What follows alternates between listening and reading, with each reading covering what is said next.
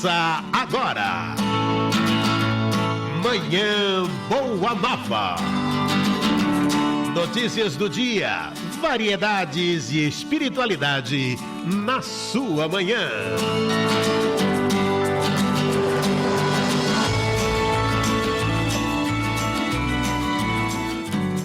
Ótimo dia para você que se liga aqui na Rede Boa Nova de Rádio, na TV Mundo Maior. Este é o Manhã Boa Nova. Hoje nós estamos com um programa gravado, mas você sempre pode deixar aí a sua participação, sua pergunta, seu comentário. Deixa a sua mensagem nas nossas redes sociais e também no nosso WhatsApp, que nós vamos trazendo nos próximos programas. Já anote aí, 11 99643 3827. Aí na programação a gente vai trazendo as suas participações, mensagem de texto, áudio ou vídeo, nós adoramos receber e muita gratidão a todos que contribuem com o Manhã Boa Nova. Então hoje é o programa especial porque nós vamos falar de duas datas importantes para a nossa cultura. É a Proclamação da República e também o Dia da Consciência Negra. Será que é possível fazer uma análise sobre essas datas?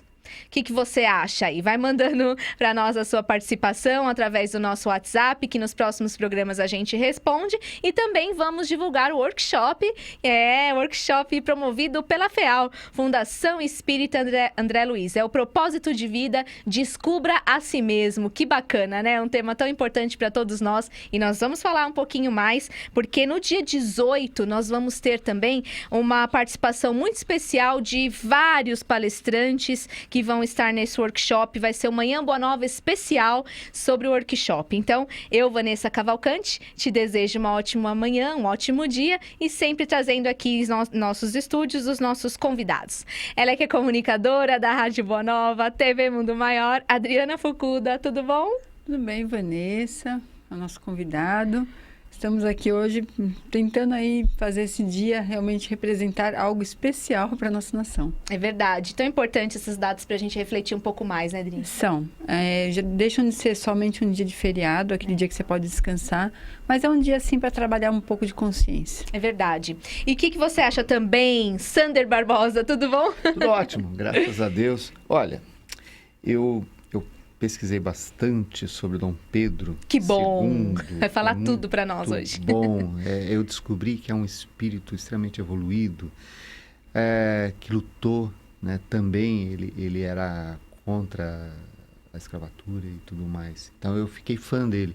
Eu já tinha assim um carinho muito grande por ele e agora mais ainda. Então eu comecei a estudar de uns meses para cá e achei muito bacana. Que legal, é bom estudar, né? Bom estudar. Sempre é uma pessoa que acho que o brasileiro teria que conhecer mais da vida dele, que é um homem extremamente culto, com uma alma muito nobre, escolhido a dedo pelo plano espiritual. Então, quando ele foi para o exílio para Paris, ele foi consciente, ele não foi magoado, ele foi magoado em deixar a terra que ele amava. Mas ele sabia da missão dele. Então, são coisas bem interessantes. Interessantíssimo. Nós vamos falar muito aqui no programa, já agradecendo a todos na técnica aqui também, que está do outro ladinho aqui da câmera, deixando o programa prontinho para você acompanhar. Então, vamos começar com o André Marosso. Ele tem a coluna O Espírito em Análise aqui no Manhã Boa Nova. Vamos conferir. O Espírito em Análise, com André Marosso.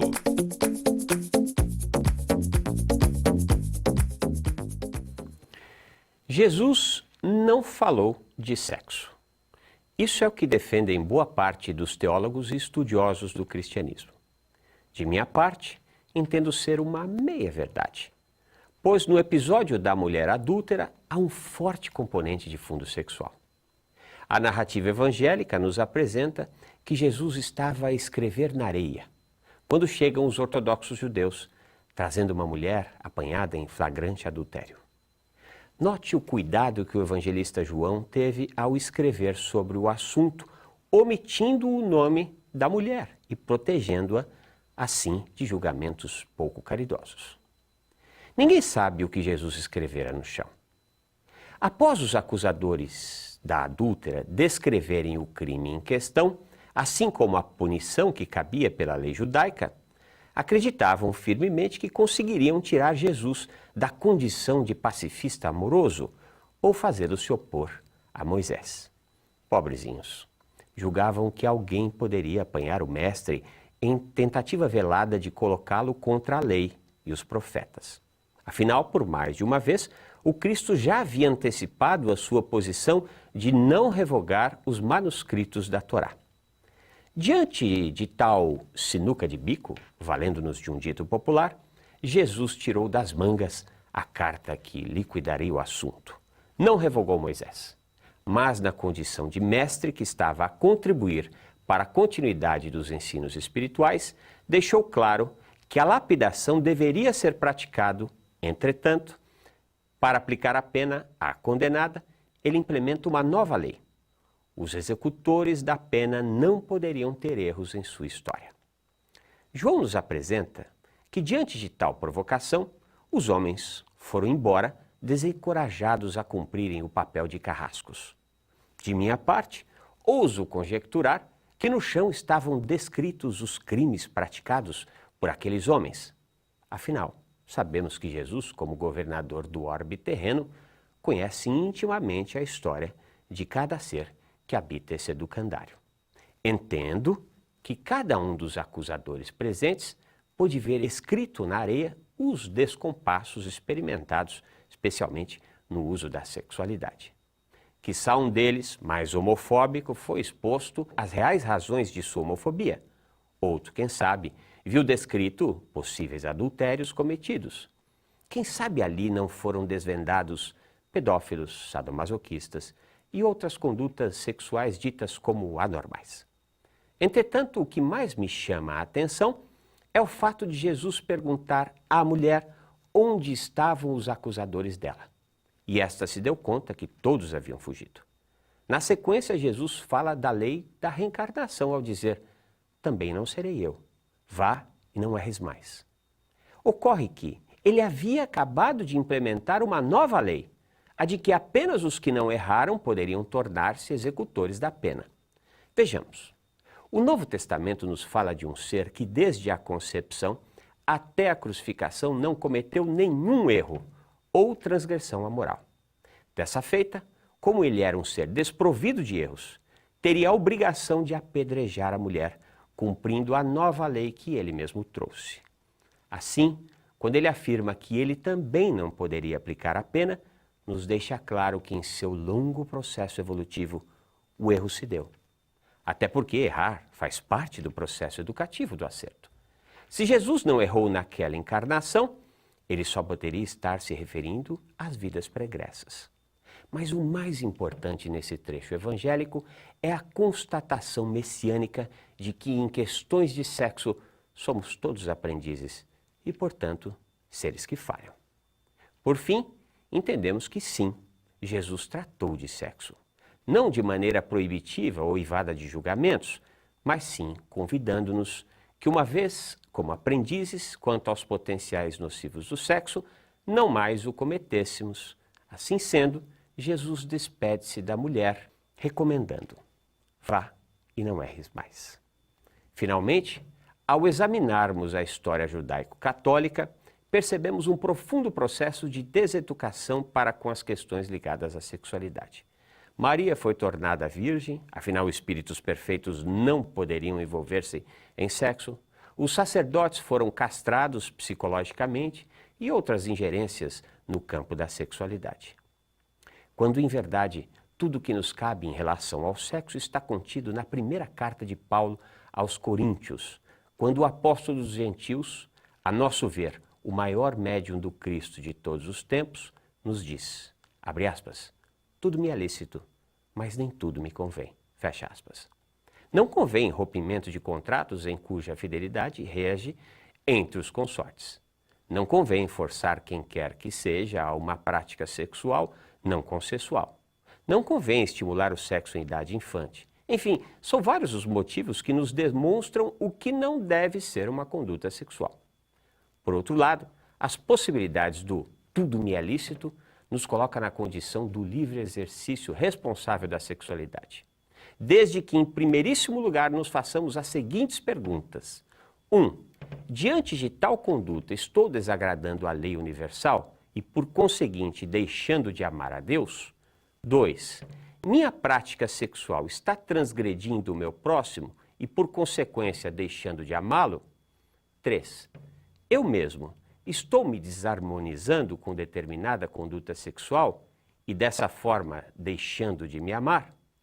Se a resposta para estas 3 perguntas for não, fiquemos em paz e vivamos com responsabilidade as maravilhas de uma vida sexual abençoada pela lei de amor. Cuide-se, você merece. É isso mesmo, André Marosso está de volta na próxima semana aqui no Manhã Boa Nova. E a ideia de implantar a República no Brasil cresceu depois do dia 13 de maio de 1888, onde um membro da família real aboliu os escravos, ferindo assim os interesses particulares de todas as classes conservadoras. No plano espiritual, Jesus reuniu as falanges benditas de Ismael e dos seus dedicados colaboradores e, como no Sermão da Montanha, anunciou que a pátria do Evangelho, o Brasil, estava atingindo a maioridade coletiva e, por causa disso, profundas modificações assinalariam a sua parte social e política. Os trabalhadores de Ismael, que é o zelador escolhido por Jesus para, juntamente com a sua falange, cuidar do progresso e do desenvolvimento do nosso país, espalharam por toda a extensão territorial da pátria brasileira a sua doutrina de redenção, de piedade e de misericórdia. Eles ensinariam aos seus novos discípulos encarnados a paciência e a serenidade, a humildade e o amor, a paz e a resignação, para que a luta seja vencida pela luz e pela verdade. A proclamação da República Brasileira deveria fazer-se sem derramamento de sangue. As mudanças deveriam se realizar acima de todos os cultos religiosos. E todas as conquistas deveriam estar fora da contaminação de qualquer intolerância ou intransigência religiosa. Esse é um trecho do livro Brasil, Coração do Mundo, Pátria do Evangelho, Humberto de Campos, Chico Xavier. Agora, como é que você analisa aí a proclamação da República sobre o olhar espírita, Adriana? Eu vejo que foi toda uma construção espiritual mesmo. Ver que o movimento espírita estava chegando ao Brasil na mesma época em que todos esses fatos estavam se desenrolando. Tanto o final da escravidão, quanto esse desenrolar de uma mudança de uma forma de governança do nosso país e que dariam condições e chão para que a própria doutrina aqui encontrasse um solo melhor para se desenvolver. Então, eu vejo que a proclamação da República sobre o olhar espiritual era uma fase, um movimento, uma etapa que, naturalmente, nesse aprendizado de todos nós, nessa evolução, que cada um de nós está realizando pessoal, mas em coletividade, iria acontecer. E eu vejo claro assim, que o movimento, quando chega no país, o movimento espírita, ele encontra ainda, tanto que o próprio Dom Pedro, ele teve, toda uma simpatia por essa questão espírita. Nós temos a participação dele em várias reuniões. Isso também favoreceu até que essa transição toda entre um governo e outro não tivesse o derramamento de sangue que poderia ocorrer mediante esses tipos, de situações. Nós sabemos que outros também participaram ativamente e que tinham já toda essa conceituação espírita já abraçando, entendendo.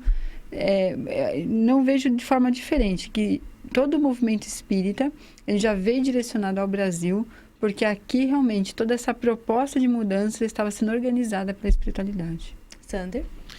Pois nessa época, essa transição da monarquia para a república, os novos ideais da República, naquela época a República era muito diferente do que é hoje, tá? Então, naquela época, vinha de encontro aos ideais do Espiritismo, que era o livre culto, tá? Você não fazer um ser humano como escravo, estar acima do outro, a livre expressão. Então, são alguns, a liberdade de culto, a liberdade, eu só não estou lembrado o que o próprio Dom Pedro II, na participação dele, mas eu quero falar de uma forma diferente dele. Então, isso veio de encontro com o Espiritismo. Então, isso foi articulado junto, Jesus, com o anjo Ismael. Ele articulou toda essa transição da adolescência do Brasil para a maioridade. Então, é o fim de um ciclo, o início de um ciclo onde o Brasil ele vai ser... ele mudou muito a sua concepção, apesar da monarquia ser contra, no princípio, em geral, as pessoas da monarquia ser contra a abolição da escravatura, uma questão de reforma agrária. Então, eles estavam com medo da reforma agrária.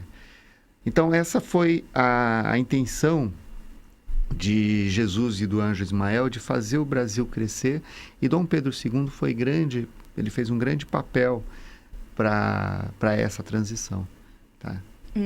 Mas foi mesmo assim, conforme está no livro, Brasil, Coração do Mundo, Pátria do Evangelho? Foi dessa forma, Sander? Foi assim, na verdade, é o seguinte, teve muitos mais detalhes, porque outras comunicações, outras notícias dos espíritos, como foi aquela época, foi algo assim extremamente grandioso, extremamente planejado. Não foi simplesmente o Brasil não deixou de ser monarquia para ser uma república de uma hora para outra. Isso foi extremamente planejado, sem derramamento de sangue. O espiritismo, os ideais espíritas do Kardec, que é a liberdade, o respeito ao ser humano, sem derramamento de sangue e tudo mais, colaborou muito com essa transição. Tá?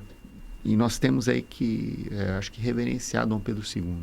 Dom Pedro II era um espírito extremamente comprometido com o sucesso da nação. Ele era um espírito muito culto, tá? Inclusive tem até algumas passagens dele quando ele foi para Nova York, quando ele foi visitar os Estados Unidos. Ele era uma pessoa muito mais acessível do que muitos nobres de lá. Então as pessoas admiravam isso nele. Então ele era extremamente culto, extremamente humilde, né?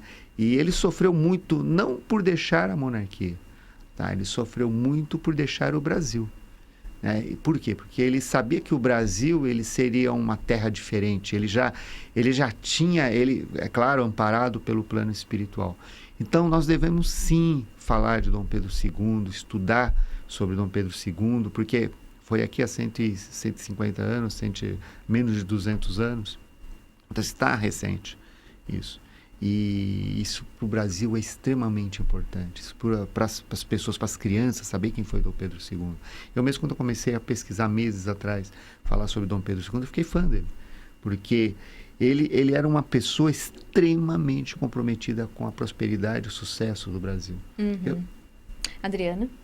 É interessante que ele cita Dom Pedro. Uma das coisas que me chamou a atenção é que, ao se desligar do Brasil, ele até teve a oferta de várias questões financeiras e ele recusa todas e leva somente um punhado, uma quantidade de terra do nosso solo, como lembrança desse solo que ele tanto amou. Isso demonstra que cada um, a seu tempo, é colocado pela espiritualidade para cumprir funções.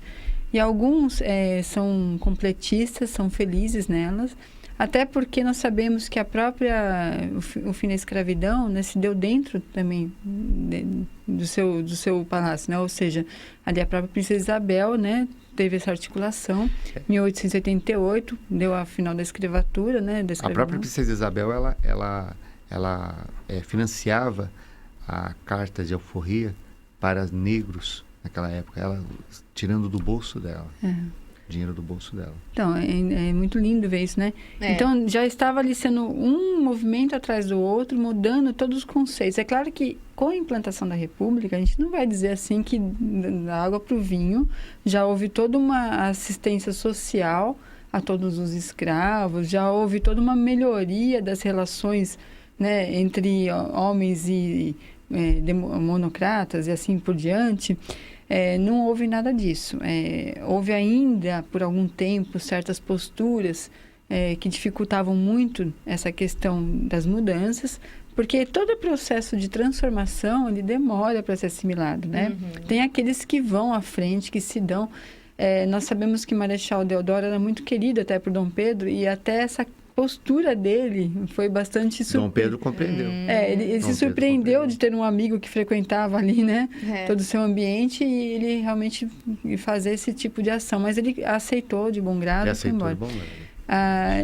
Eu entendo que o Brasil, quando nós estabelecemos o que está escrito no livro, já começa daí a trazer uma clareza de que sim, tem coisas que foram acontecendo ali que demonstravam que nós estávamos dando exemplos de paz, de construção, de transformação em uma relação frutífera.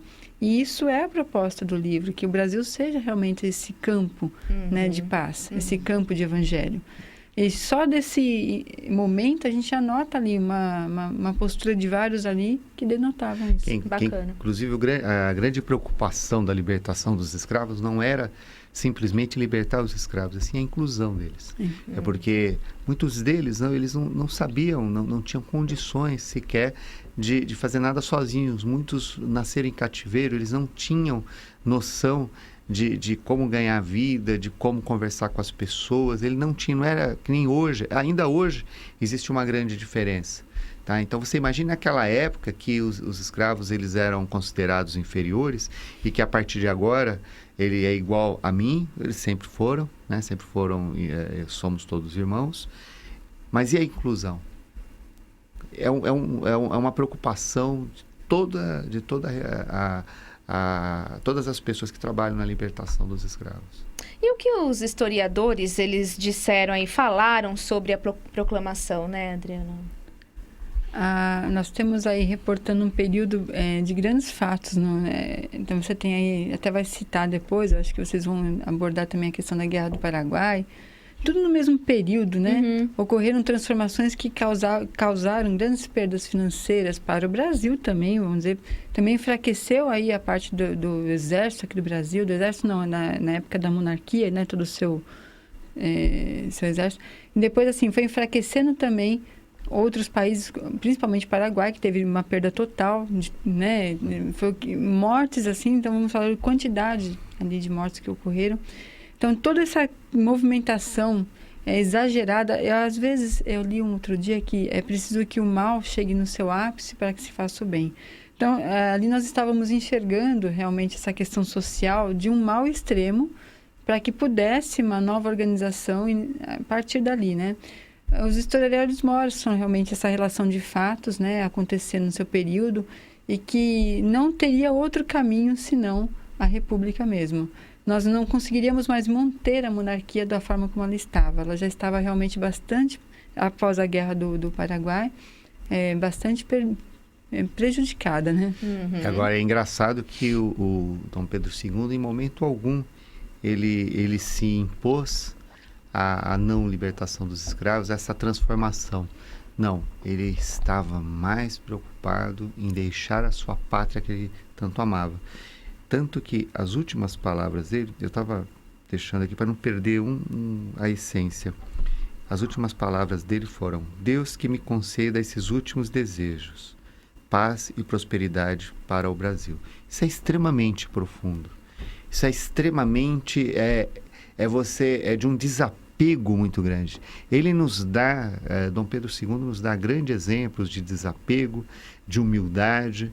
Ele dá grandes exemplos de cultura. Ele era uma pessoa muito viajada, extremamente culta. Ele morreu em Paris, tá? Num quarto de hotel. Quando ele foi para o exílio, ele passou a maior parte do tempo lendo. E ele foi fazer um passeio à noite, numa hora muito fria do dia que ele pegou uma gripe, um grande resfriado, evoluiu para uma pneumonia. Em seguida, ele desencarnou. Eu não sei se vai dar tempo de eu falar aqui agora, diz que os funerais de Dom Pedro II foram muito interessantes, né?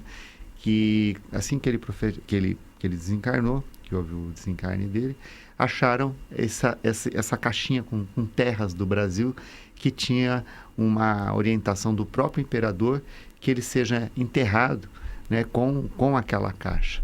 Olha que coisa interessante.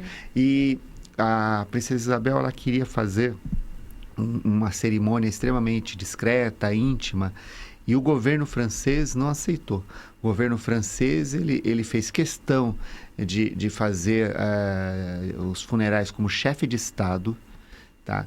Dom Pedro II, pelo carinho, Dom Pedro II o Brasil foi um dos primeiros países, ou o primeiro país a aceitar, a reconhecer a França como uma nação. Eu não me lembro, fugiu a palavra, tá? Então isso causou um grande carinho do governo francês com o Dom Pedro II. E só que os republicanos aqui no Brasil, as pessoas que assumiram a República aqui no Brasil, não queria que fosse uma coisa com tanta polpa, para não, é claro, se sentiram menos prestigiados do que o governo francês não estava nem aí, fizeram mesmo, entendeu? Isso foi bacana e isso nós não sabíamos. E para quem não conhece, quem foi Ismael? Então, Ismael foi o anjo, tá, designado por Jesus para cuidar do Brasil. Podemos dizer que ele é o anjo que ele cuidou da transição da República da monarquia para a República. Jesus Cristo, pessoalmente, conversou com o anjo Ismael e disse: chegou a hora do Brasil ganhar a sua maioridade. Chegou a hora. Nenhum minuto devemos perder mais. É uma história bonita. É bonito. Diana? Pelo que está ali no livro, Coração do Mundo, Pátria do Evangelho, ele também, como homem encarnado entre nós, se remonta a Gênesis capítulo 16, em que está ali, né, como filho de Abraão, que deu origem ao povo árabe, né? Vamos dizer assim, que ele construiu esse povo árabe.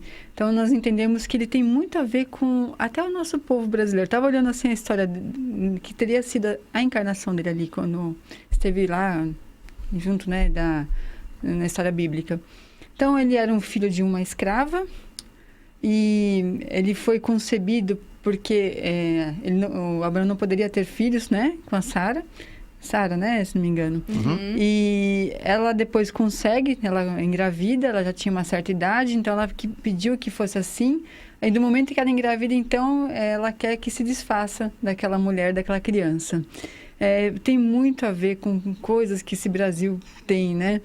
E aí, Abraão fica consternado, porque como poderia, né, se desfazer ali, né?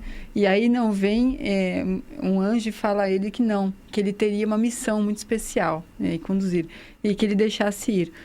Mas vê que no Brasil a gente tem muito disso, essas relações familiares confusas, e que ainda assim produzem homens de grandes valores, né? E que nós não entendemos os princípios do que seria uma vida familiar, né? Ele era família ali já, ele era um filho, não teria que ser retirado do lar, né? Então eu fiquei ouvindo aquela situação, falei, nossa, como que nós temos na Bíblia muitas histórias, e esse anjo que trouxe essa experiência em terreno e depois passou por muitas outras, né? A gente fala que chegou a essa concepção de anjo porque foi um espírito que veio evoluindo. É um espírito evoluído. Em tantas experiências terrenas, com missões que dariam a ele talvez assim um fracasso muito grande. No entanto, ele teve uma postura, né, muito especial em todas as suas experiências, dando ali essa condição evolutiva. Mas eu remonto sim que essa primeira parte que conhecemos desse anjo enquanto encarnado, que se entende que era ele ali, né, como filho de Abraão, nada mais do que um pouco da história desse país nosso, que tem muito disso, que tem muito dessas situações mal resolvidas, mal entendidas familiares, e que a família, querendo ou não, é o princípio de tudo, né? Sim, com certeza. Agora, todo país ele tem um benfeitor espiritual, Adriana, e que cuida daquela nação ou não? Eu acredito que nesse conjunto de espíritos que servem a Cristo, nessa construção, nessa organização planetária, cada nação tem, assim, sim, aqueles que tenham suas particularidades afins com aquela terra, com aquele povo, e que se destinam a dar seguimentos, propostas, né, caminhos, ajuda nesse sentido, né, de inspiração a uma nação. Eu acredito que sim. No caso, nós somos apresentados a este, né? E naquele ficamos momento felizes, porque há sempre sobre nós alguém mais preparado, né, que se capacitou para nos orientar. Acredito que tem uma passagem do livro de Divaldo Franco que conta muito da vida dele. Eu gostei, que fala de um local que ele foi, na América Central, e lá tinha assim um espírito que tinha a ver muito com a cultura daquele povo, e que tinha até a menção dele nas notas lá do país, no dinheiro do país, e que esse espírito, sim, ele era aquele que dava orientação espiritual ao povo. E que alguns mais, assim, afinizados com essa questão espiritual percebiam a presença dele no ambiente, quando dessas reuniões muito importantes, né? E aí Divaldo descreve, o espírito era um espírito totalmente diferente do que a gente entende como um espírito nosso, ele se apresenta até numa condição pássaro. Então você vê que cada local com as suas inspirações. Exatamente. Hoje eu vou até um pouco mais longe, tá? Eu não ouvi isso escrito em nenhum lugar. Eu ouvi em diversas palestras do irmão Bezerra de Menezes. O irmão Bezerra de Menezes, Dr. Bezerra de Menezes, ele é o governador espiritual do Brasil. Ele é a pessoa que cuida do nosso Brasil hoje. Né? Ou um dos espíritos, né? Eu acho que não podemos dizer, talvez eu não vi isso escrito ainda em nenhum lugar, tá? Estou avisando que isso eu ouvi nas palestras e até com o próprio irmão Bezerra, doutor Bezerra, falando e deu muito a entender, né? Isso. E eu acredito piamente, porque ele tem um carinho, doutor Bezerra, ele tem um carinho muito grande com o Brasil. Você pode ver que muitas casas espíritas infinitas recebem a menção ao Dr. Bezerra, tantos trabalhos de cura, tantos trabalhos ele é o médico dos pobres. Então eu acredito sim que hoje, tá, o governador do universo, sim, do Brasil, seja assim Dr. Bezerra. Eu acredito. Entre outros também, Entre né? outros, claro. Eurípides Barçanufo. Nós temos, claro, sim, não desmerecendo todos. Deve ser uma equipe, claro. Eu acho que ele não deve trabalhar sozinho e ele não deve estar no gabinete dele. Deve ter muita gente ajudando, dentre os quais Eurípides Barçanufo. Precisa de um auxílio aí, né, Adriana? Eu ouvi uma vez uma certa menção sobre o Anjo Ismael, que quando da construção da Federação Espírita Brasileira, né, havia uma dificuldade muito grande que toda aquela construção não ia para frente. Ela, por mais que se tentasse, todas as formas, tudo barrava, tudo impedia. E veio uma mensagem desse anjo, então, dizendo que ele daria um prazo de 50 anos para que toda essa proposta dessa federação fosse à frente, como uma forma de alavancar a proposta espírita no Brasil. E que, passados esses 50 anos, as coisas correriam como devem correr, com todas as ditames, questões sociais, que cada instituição deve, né, se ocupar. E, de fato, a partir dali, tudo caminhou, tudo começou a dar certo, eles conseguiram finalizar o prédio, conseguiram dar andamento, e dentro do prazo de 50 anos não houve mais problemas. Fim dos 50 anos, começaram naturalmente as dificuldades. Olha só, tá vendo? Já pensou? Você que está acompanhando Manhã Boa Nova de hoje também pode acompanhar o filme Paulo de Tarso e a história do cristianismo primitivo. A direção é de André Marosso, o elenco tem Alexandre Galves, Caio Blá, entre outros, e é possível você realizar aí o agendamento da sessão na sua casa espírita e acompanhar também o filme Paulo de Tarso. O contato é marrevolto@marrevolto.arte.br. Mande um e-mail ou ligue para 11 98185 7465. Anote para você entrar em contato, tá bom? 98185 7465. Faça o agendamento na sessão, nos seus centros espíritas, acompanhe o filme Paulo de Tarso e a história do cristianismo primitivo, que está imperdível, né, Dri? Com certeza. Eu tive lá na estreia, né? Adorei, assim. Também. Eu até falo assim, fiquei sabendo de fatos da vida dele que desconhecia, né? E vale olha, a pena, como andou esse homem. É verdade. Muito bom, imperdível. E a gente tem agora a Eliette Ribeiro. Ela entrevistou o Dr. Tiago Kenji, que fala sobre o câncer de testículo. Confira. O câncer de testículo corresponde a 5% do total de casos de câncer entre os homens brasileiros. O problema aparece quando as células do órgão se multiplicam descontroladamente, o que compromete a sua função normal. Quem traz informações é o Dr. Tiago Kenji, oncologista do Hospital Santa Paula. Dr. Tiago, quais os principais sintomas do câncer de testículo? Bom, pode começar com uma dor, um desconforto em região do testículo, um aumento de massa, de nódulo, ou às vezes até sintomas secundários do tumor, como uma dor nas costas e falta de ar, costas, pelas algumas metástases, por exemplo. Como se chega ao diagnóstico preciso da doença, Dr. Tiago? Primeiro exame clínico. Num homem jovem é importante o clínico ter essa suspeita. E seguido, um ultrassom de testículo, que é um exame bem disponível em muitas partes aí. E, doutor, por que o câncer de testículo acaba sendo mais comum em homens e idade reprodutiva? É uma doença que acaba acontecendo nessa faixa etária, que é uma faixa etária que, em geral, não tem tumor, mas é o tumor mais frequente em homens jovens.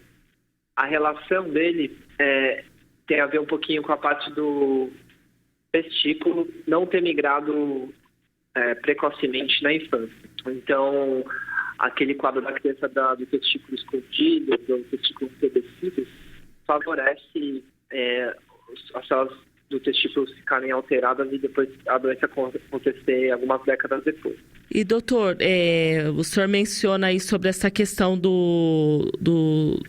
da criança já apresentar esse problema. Ele resolvido na infância, ele ameniza os problemas futuramente? Sim, então é de atenção do pediatra, do bom pediatra, ter certeza se esse testículo do menino acabou descendo. Então, é comum, às vezes a mãe acaba não percebendo que é um exame clínico rápido, mas o pediatra ter certeza que o testículo da criança chegou até a bolsa escrotal. Isso não acontecendo, às vezes tem que ter até uma abordagem cirúrgica para ter uma correção. E, doutor, qual a importância da detecção precoce do câncer de testículo? É muito importante, porque em quadros iniciais, apenas a cirurgia já pode curar o paciente. E em casos avançados, a quimioterapia acaba sendo necessária e um tratamento de, às vezes, alguns meses de quimioterapia. Então, pelo diagnóstico precoce, nesse mês importante da gente estar falando sobre a saúde do homem, eu acho que é muito relevante a gente estar lembrando também, não só da próstata, mas também dessa parte do testículo. E quais são alguns dos fatores de risco para o surgimento do câncer de testículo, Dr. Tiago? Existe alguma predisposição familiar, então uma vez que tem a causa na família, a gente pode ter em outros homens. E a prematuridade que acaba levando a esse quadro que a gente comentou da criptorquidia, que é o nome médico para o testículo não ter descido para a bolsa do menino, do bebê. Então são os fatores de risco principais para o tumor de testículo. A cirurgia e o tratamento comprometem a função sexual reprodutiva do paciente? Muitos pacientes, mesmo com o testículo operado, têm uma vida sexual satisfatória e mantêm fertilidade. Após o tratamento cirúrgico, porque realmente é um quadro grave, a gente tem que realmente andar com isso, a gente pode tentar reabilitar isso com um pouquinho de reposição de hormônio de testosterona ou na parte de fertilidade com os tratamentos para melhorar a fertilidade. Mas existem casos que pacientes conseguem manter atividade sexual e até reprodutiva. Doutor, nós estamos no Novembro Azul, né, que é uma campanha, até como o senhor mencionou, sobre a saúde do homem de uma forma geral, embora seja levado bastante em consideração a questão do câncer de próstata. O câncer de testículo e o câncer de próstata pode ocorrer simultaneamente? Pode, mas é bem raro, principalmente pela faixa etária. Câncer de próstata é um câncer que acontece com a idade, então acima dos 50, 60, 70, esse quadro vai ficando mais frequente. Já o testículo, como a gente falou, nessa faixa etária do homem jovem, então entre os 20 até os 40 anos. Então, pela idade, a doença acaba acontecendo em idades diferentes. Pode acontecer um quadro subsequente. Então, o homem entre os 20 e os 40 tem um tumor de testículo, lá na frente pode ter a próstata, mas ao mesmo tempo é raro, é bem raro. Doutor, para os exames solicitados para o câncer de próstata são de sangue e também de toque. Qual é a diferença dos exames? Eu diria que o exame de sangue é um pouco mais preciso. A gente consegue pegar quadros bem mais iniciais. Muitas vezes o toque retal normal não exclui a doença. A gente tem exames bem mais detalhados. Então, eu te diria que o PSA, o exame de sangue, é mais acurado do que o exame físico, que é um toque retal. Doutor, no câncer de testículo também é detectado pelo exame de sangue ou não é possível? Alguns quadros de tumor de testículo existem elevações de marcadores tumorais como alfa-fetoproteína, beta-HCG e DHL, eles têm isso também. Mas a principal alerta da parte do testículo é estar atento a esse quadro, procurando atendimento precoce a gente consegue detectar. Mas existem exames de sangue para essa doença também. Agradecemos a entrevista da Eliette Ribeiro, com essa entrevista, trazendo tantas informações aqui no Manhã Boa Nova. É excelente, né? Todas as entrevistas que ela traz aqui para nós. E a gente está continuando aqui com o tema do programa de hoje. Manhã Boa Nova está falando da proclamação da República. E a gente quer saber, né, se o Brasil tem um papel no futuro da humanidade ou se isso é ufanismo, Adriana. Tem. Aliás, todas as nações têm. Mas, digamos assim, o Brasil... ele tem uma característica que eu digo que é muito agradável. Nós reunimos muitos povos, muitas culturas. Verdade. Reunimos muitas experiências, né? E essas experiências somaram e formaram esse povo, que, vamos dizer assim, é miscigenado. Essa miscigenação nos deu uma força especial. Porque quando nós olhamos uns para os outros, nós temos aqui... eu sou filho de europeu com africano, eu sou filho de italiano, português com italiano, eu sou filho de japonês com brasileiro, assim vai, né? Esse povo miscigenado, ele traz um respeito maior, essa pluralidade de povos, de culturas, de religiões. Nós temos uma mesma rua, muitas vezes, vários segmentos religiosos que convivem ali também, né? Nós temos já experiências positivas nesse relacionamento. Então, o Brasil tem exemplos para você trazer para o mundo. Nós temos os povos árabes que convivem aqui muito bem, se relacionam, têm comércios. Nós temos culturas outras... que inclusive se relacionam muito bem com os judeus. Sim, porque tudo aqui nos conduz a uma experiência diferenciada. Por isso que, cada vez mais, o Brasil tem condições de dar esse exemplo. Nós não somos um povo, já participamos de experiências de guerra, mas parece que aprendemos muito com essa questão. Não está muito na nossa raiz essa experiência de querer, né, estar ali pleiteando guerras. Mas estamos ainda na questão de mudanças íntimas, mudanças de estrutura. E é legal que é como se fosse o espiritismo mesmo. A gente está trabalhando nossa mudança. Né? E, geralmente os países querem trabalhar a mudança do outro. Né? Não é fora, caso, né? Não de dentro. E nós não, já entendemos que é a nossa mudança que precisa ser realizada. Interior. Né? Porque para a gente influenciar em outro país, só se for realmente para levar uma contribuição, uma caridade, e não querer exigir uma mudança de postura, sendo que nós mesmos não temos uma definida, porque todos somos miscigenados. Sim, o Brasil tem condições. Exatamente. É que o Brasil, você vê, os países, você vai na Europa, todos os países da Europa, esses países são países que as cidades, as capitais, algumas têm mais de 1000 anos. Então, como é que você vai mudar, às vezes, culturas, costumes? Alguns desses países, eles têm os valores, as crenças, muito difíceis de mudar. Como é que você está lá centenas de anos pensando de uma forma e agora vai pensar diferente? Então, seria muito mais fácil no Brasil, onde há uma mistura de todos esses povos, onde as pessoas têm ideias novas, elas encaram Então, o espiritismo aqui, ele cresceu por causa disso. Ele está crescendo por quê? Porque aqui é a união de todos os povos. Nós somos um único país que, se você for dizer quem somos os brasileiros natos são os índios, tá? São os índios. Então, fomos colonizados por N povos. E quando eles chegaram aqui, eles já chegaram se adaptando à cultura do brasileiro, à cultura daquela época, de mudança, de uma vida nova, que eles tiveram que deixar os seus conceitos e preconceitos e valores lá para trás, trouxe o que é bom para construir uma vida nova. Por isso que o Brasil ele foi um país promissor para o terceiro milênio, entendeu? Por isso que ele é um país que está sendo preparado para mudar a forma de pensar do mundo. Como é que você vai chegar, por exemplo, um árabe e falar para ele sobre reencarnação? Como é que você vai falar para eu estou falando em geral de povos resistentes a entender coisas novas, entendeu? Porque eles pensam aquilo centenas e centenas de anos. É muito mais difícil, né? Mudar. E o Brasil não. O Brasil aqui você vê árabes e judeus juntos, você vê coreano junto com o japonês, você vê... Não significa que eles vivem, não vivem frequentando a casa um do outro. Também vivem, mas mais do que isso, eles se respeitam. E o fato de nosso solo já ter uma origem espiritual, no sentido que os índios, né, eles já traziam toda essa concepção espiritual. Aí você traz aqui todo um povo que já também traz concepções espirituais. Os árabes chegaram logo no início da colonização do Brasil também.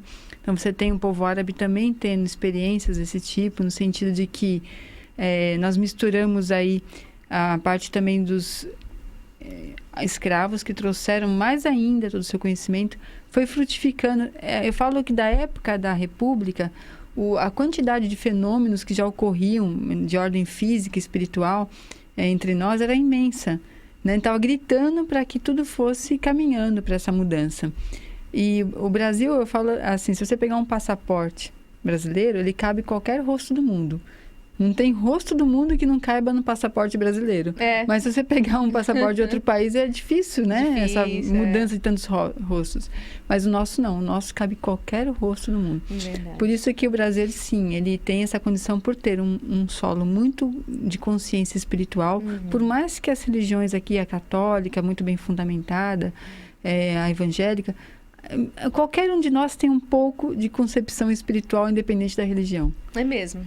E aí, como a gente pode entender, né, que o nosso país é tão religioso, mas ao mesmo tempo tão corrupto e cheio de mazelas também, né, Sandro? São as etapas, né?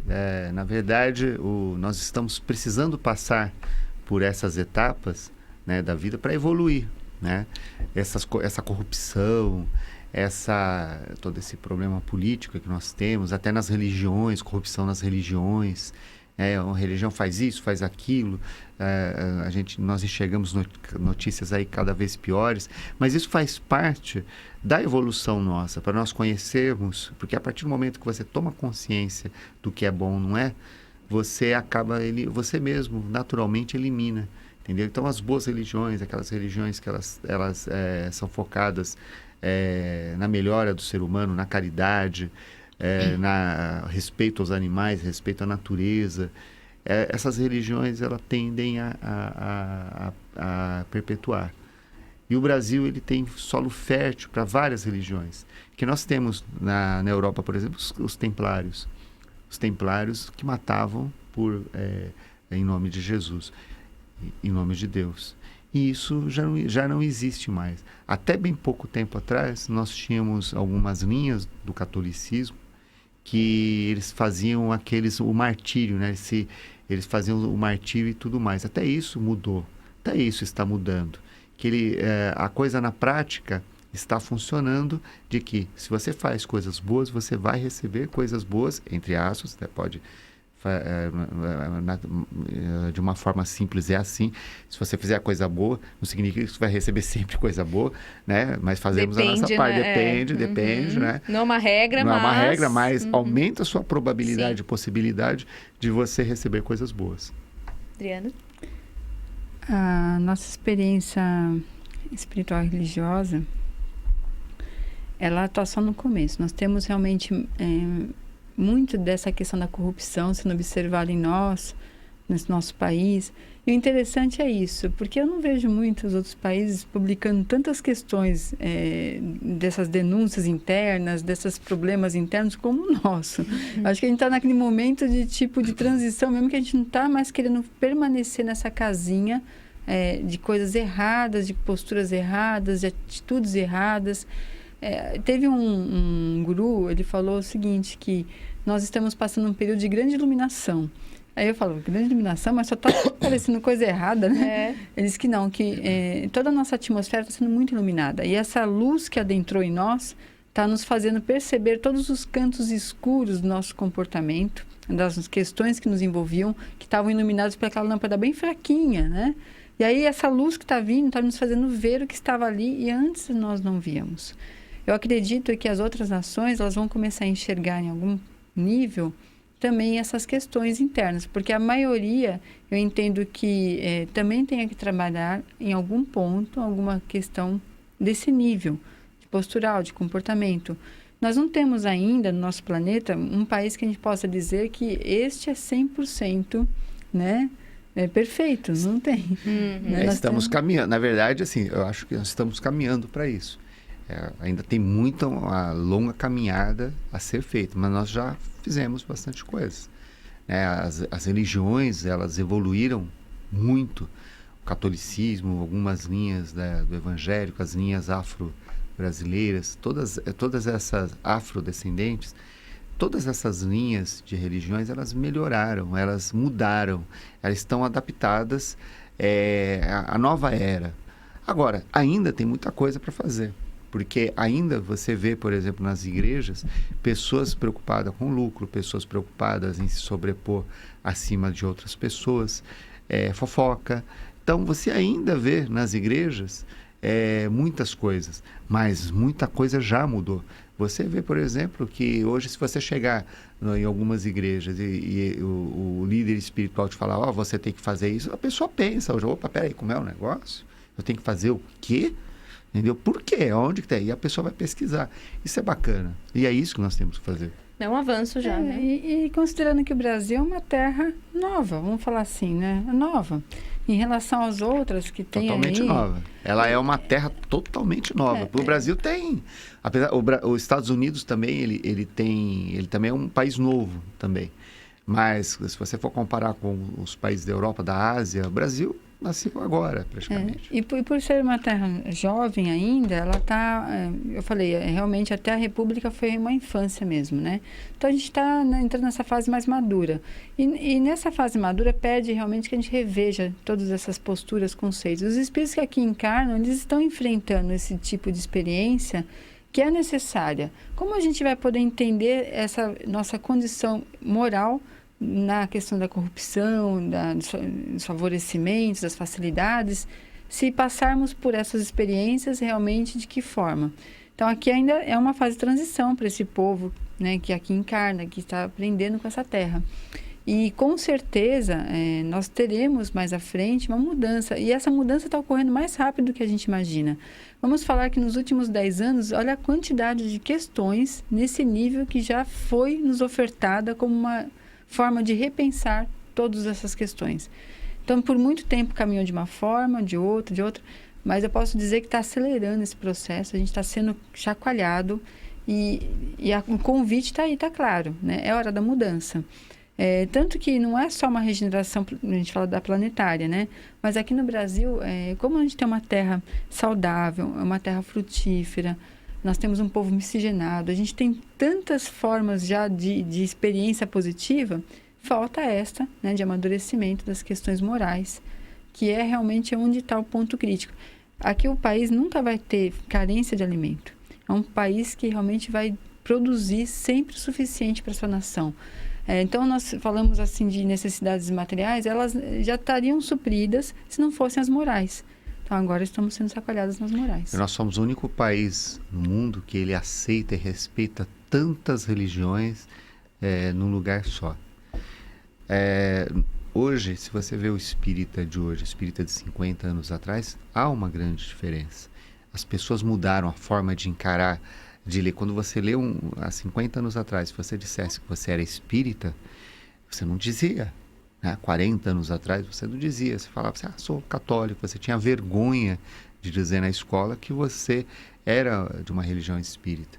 E hoje não. Hoje, se você falar e alguém for contra ou te discriminar, a pessoa vai presa.